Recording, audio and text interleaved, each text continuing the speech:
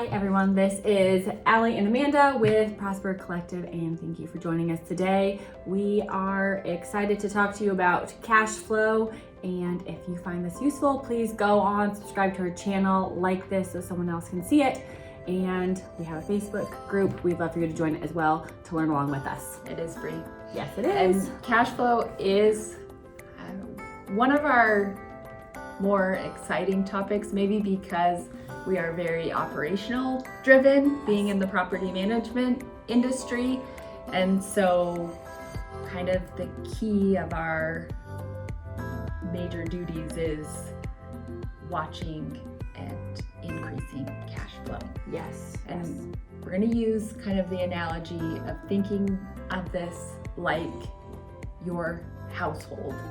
And in your household, every month, we get a paycheck, or maybe our spouse gets a paycheck, or we both get a paycheck. And what we have is our income for that month. And a rental property is really the same. Yes. Yeah.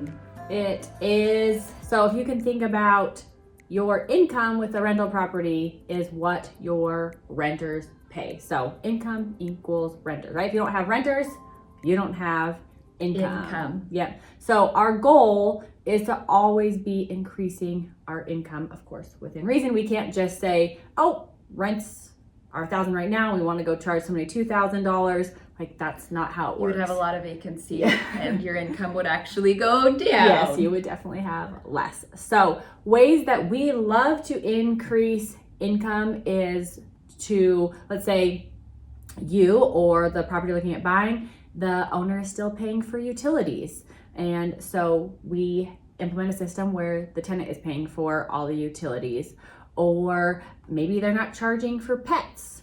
And we add the fee of $50 pet rent or a non-refundable security deposit. Yes. To mitigate the damages that pets normally cause. Yeah, so there's all kinds of creative ways, which we should probably do a video on this next, is to increase your income. So the very first thing, top line income, just like your household, right? Like what money you bring into your household is your income. So your income comes in and then it goes out when you pay all of your bills, and that's all of your expenses in it. Again, it's the same in real estate, and we have a lot of the similar expenses as well. We have insurance, taxes, utilities, snow removal, trash removal, landscaping, any maintenance. We could go on and on. We have our expenses, which are a lot like our household expenses. We have at home, you may have diapers, you may have kids' school, clothing.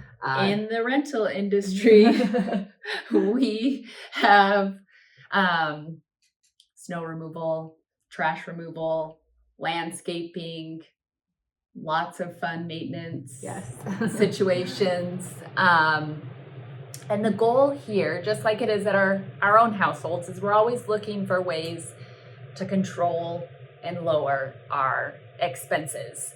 And some of our favorite things, again, Allie mentioned, which also drives up the income, is having the tenants pay for their own utilities versus the owner.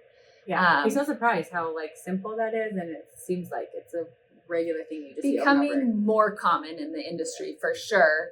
And then our snow removal and our landscaping companies, our plumbing, our HVAC, we reach out and we try to negotiate the best prices possible. We do our research and we make sure that we're paying right at industry standard or below if it's possible. Yes. And once we take our income and we minus our expenses, we get our net operating expenses. Yep. So you just think income minus expenses, your net operating expenses. Same thing, your house, right? Income minus expenses. What you have left over at the end of the day is your net operating income. So I'll just take a simple example. If you brought in $4,000 of renter's income and then you had $4,100 worth of expenses, you are negative $100. It's not good. Nope. So that either means, right, that you're putting cash out of your own pocket into that property, or you can't pay all of your bills. Yes, exactly. So now another example would be, right, if we had let's take this again. You got $4,000 from your renters and you only had $2,000 worth of expenses. Now you have $2,000 in your pocket or your net operating income at the end of the day. Obviously, the goal is to always have a positive net operating Yes. income. And most real estate investors use debt to purchase their assets. So they are going to have debt. And what is left over, your NOI minus your debt, equals your cash flow. Yes. Yes. So that debt piece is important, right? It's such a huge expense, and that leverage allows you to buy real estate that you probably wouldn't be able to buy before. Purchase more real estate than you would if you were paying in cash. Yes. If you want to watch more details about leverage and how it is a benefit in real estate, we do have a link below in the video. So let's recap. So we have income, expenses, your net operating income, then your debt expense. The very end is your cash flow. your cash flow. It's what's left over after everything is paid. And I think the beautiful thing about cash flow and what we do is we're always looking for ways to optimize, to increase that cash flow. Yes. And you should be doing the same thing, right? Either be working with a third-party property management company, and working with them closely, not just like give them your property and walk away, put your hands up. Like you need to be asking these same things too and checking your financials to make sure that you're cash flowing, or you yourself, if you're managing, make sure you're looking for ways to increase income, decrease expenses, so that you can have the most cash flow at the end of the day. I think if you want to explore this more and ask more questions, please hop over to our Facebook group and let's start a conversation. It's free to join. And if you liked what you heard today, please like and subscribe our channel and look in the comments below for more videos that talk all things real estate. That's right. We will see you soon. Thank you.